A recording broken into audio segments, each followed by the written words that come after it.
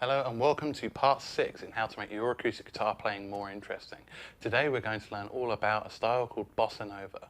Now Bossa Nova in Portuguese translates to new trend, and this began in Brazil in the 1950s and 60s, and it is characterized by its soft, slow, samba-based rhythms and is largely based on Brazilian music. And it has more of a swaying sound compared to US jazz of the time, which was more of a straight back and forth kind of thing. Its two main people are Jobim and Gilberto, who are both fantastic guitar players. I'm not going to attempt to pronounce Gilberto's first name because I've been told you can get it very, very wrong unless you're native speaking of Portuguese. But do feel free to Google them if you like what you hear today, and there's tons of stuff you can study on the internet about Bossa Nova. Now, Bossa Nova is played generally with classical guitars because of their nylon strings and their soft sound, but it can be played on steel string guitars with great effect, and it's still going to sound beautiful and brilliant. Now, quick note on timing. All the examples today are in 4/4 time, which is what we've been counting so far, of 1, 2, 3, 4. However, Bossa Nova usually, because it's so slow, is counted in 2. So you'd have 1, 2, 1, 2. But we're going to stick with 4/4 today. And if you really need an example of how popular Bossa Nova is, The Girl from Ipanema, the most famous Bossa Nova song, is actually the second most played song in the world after Yesterday by the Beatles. So we're going to get started. So we're going to learn two different patterns for the Bossa Nova today. The first pattern is a little bit easier, and it's going to suit more if you're playing with other musicians. Say you have a cajon player or a conga player, or even if you just have a drummer and a bass player, it's going to sound a lot more easier, and it's going to fit in a lot better because there's less going on. And this pattern is pretty easy. I'm going to talk you through it beat by beat. So we're going to start with our C chord. And for everything today, we're going to use our thumb for the bass line, and we're going to group these three fingers together, and they're going to pluck the chord. So when you hear me talking about pluck the strings, it's the index finger, the middle finger, and the ring finger together, and I'm going to tell you which strings we're doing it with. So we're going to start with our C chord, and our thumb is going to pluck the A string on beat 1.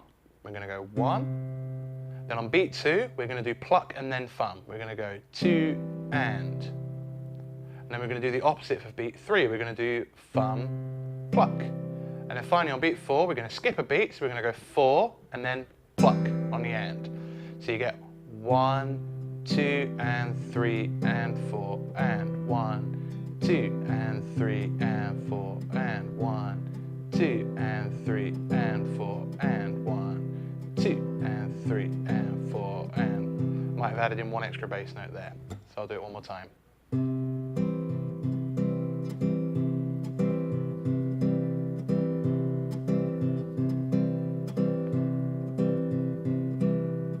That's the basics of this pattern, but we can once again make it more interesting like we've done in the past. We can use our moving bass line pattern. And as we know, because this is a 5-string chord, C, we're going to move this ring finger here on the A string on the 3rd fret down to the low E string on the 3rd fret. And we're going to do it once again on the second half of each bar. So we're actually going to do it on beat number 3, which means you get a wonderful little bass line, which on its own is going to sound like this. 1, 2 and 3, 4. 1, 2 and 3, 4. Now with the chord.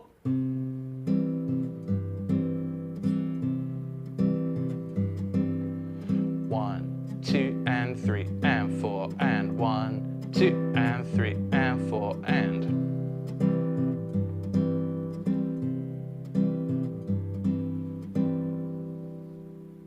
Our final step for this is we're going to add a little rhythmic slap on beat number 4. And it's between where we're holding that chord. All we're going to do is, the best way of describing this, you're going to punch the strings with those fingers and just get a little slapping sound like that. It's going to sound like this. We have 1, 2 and 3 and 4 and 1, 2 and 3 and 4 and.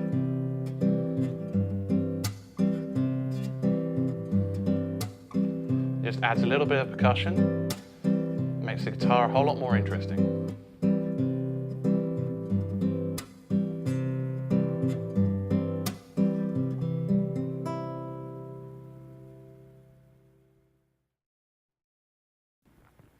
So now we're going to move on to pattern 2, and this is what most people play when they're thinking of Bossa Nova, although apparently this isn't actually technically the correct Bossa Nova pattern.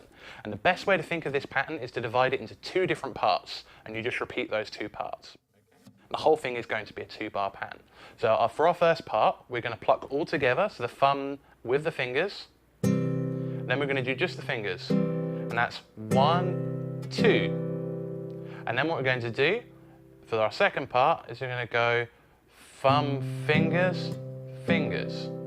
So we have 1, 2, 3, and 4, and then all you do for the second bar is you reverse it, you swap those two parts. So you get 1, 2, 3, and 4, and 1, and 2, and 3, 4. It's exactly the same thing twice, just in the second bar, you swap your two different parts, and this is all color-coded in the tab.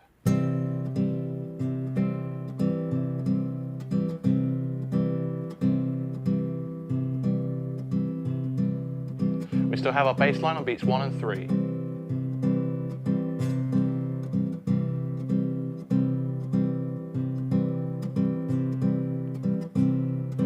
1, 2, 3, 4, 1, 2, 3, 4, 1, 2, 3, 4, 1, 2, 3, 4. Quite hard to count at the same time.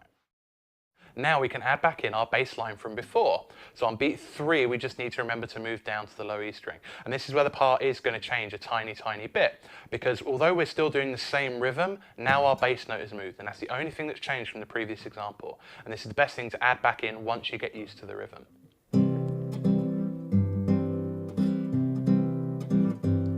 So we get 1, 2, 3, and 4, and 1, and 2, and 3, 4.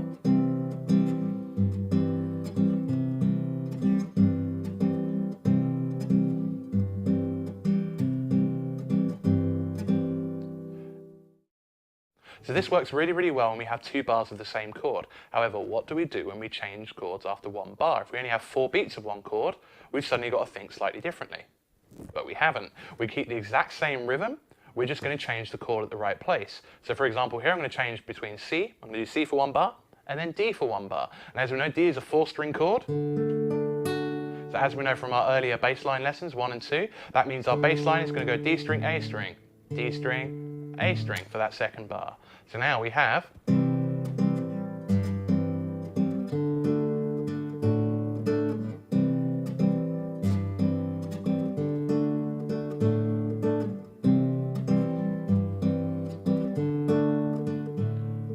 one, 2, 3, and 4, and 1, and 2, and 3, 4. 1, 2, 3, and 4, and 1, and 2, and 3, 4.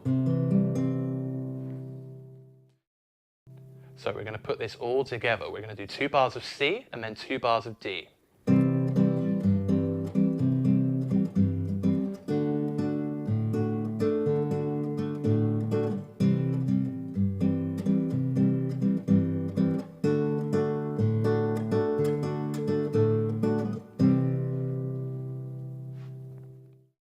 So far I've stayed away from our 6-string chords. And the reason is we're now going to change all of our chords, and it's much, much harder to keep that root 5th bass line movement. That's much harder to keep going as we move through all these different chords. Plus, Bossa Nova tends to have quite a few different chord changes and some very interesting chord shapes which we're about to go into. So it makes it a whole lot easier if we haven't got to think about where's the note in that chord, where's our 5th. Instead, if we just move down a string, or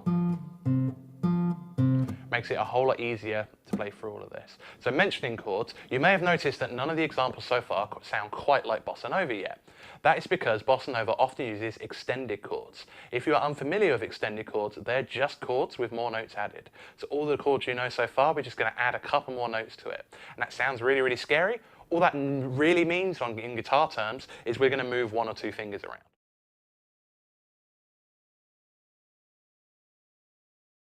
So now what we're going to do is we're going to use some of these new chords we found, and we're going to adapt them into simple chord progressions just so we can make them sound more Bossa Nova-like.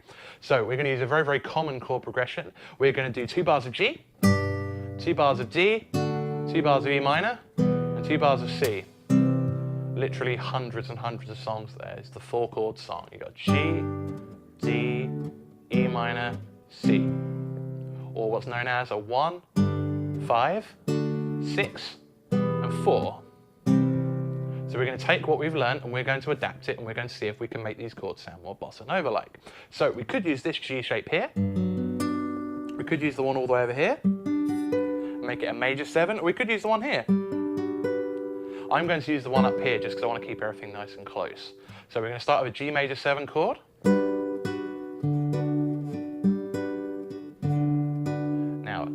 going to change to a D chord, but is it going to be a major or is it going to be a dominant chord? The answer is it's going to be a dominant chord, because we also have a C chord in this example. And as we know from earlier, if they're 2 frets away, so here's the note C, and they're 2 frets higher, gives us the note D, that's going to be a dominant chord instead. And for this, I'm going to make it a little bit jazzier. I'm going to use a dominant 9.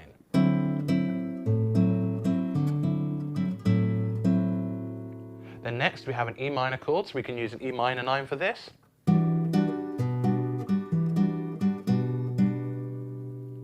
And then we've got a C to finish, so the easiest place to play C, I'm going to do it right here. I'm going to use a major 7.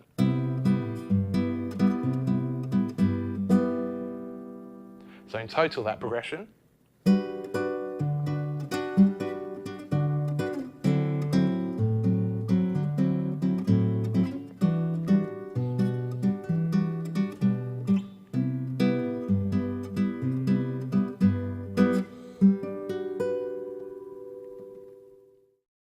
And just a quick note on that minor 9 chord. That's not going to work for every single minor chord. So the trick is, if you try and use it and you think that doesn't quite sound right, use the minor 7 instead, because the minor 7 does work for every single minor chord instead. We can also shorten this progression we've just played the same way we did in our earlier examples, so that we do 1 bar of each chord instead of 2 bars of each chord. And as we did in the earlier example as well, is we keep the rhythm pattern exactly the same. So we start with G, and then change to D9, then E minor 9, and then C, C major 7.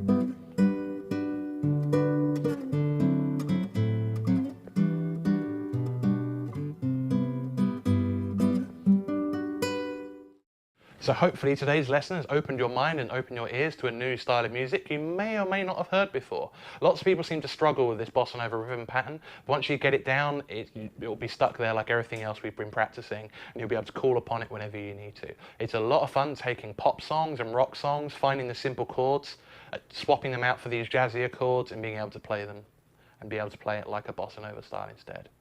So as always, if you have any questions, do leave a comment below. Whether you're watching this on YouTube or wherever you're watching it, please leave some comments, because it's nice to know that I'm helping people here. That's why I'm doing all of this and sharing this with you guys. So hopefully you do learn some good stuff. Do let me know how you're getting on, and we'll talk to you again soon. Bye.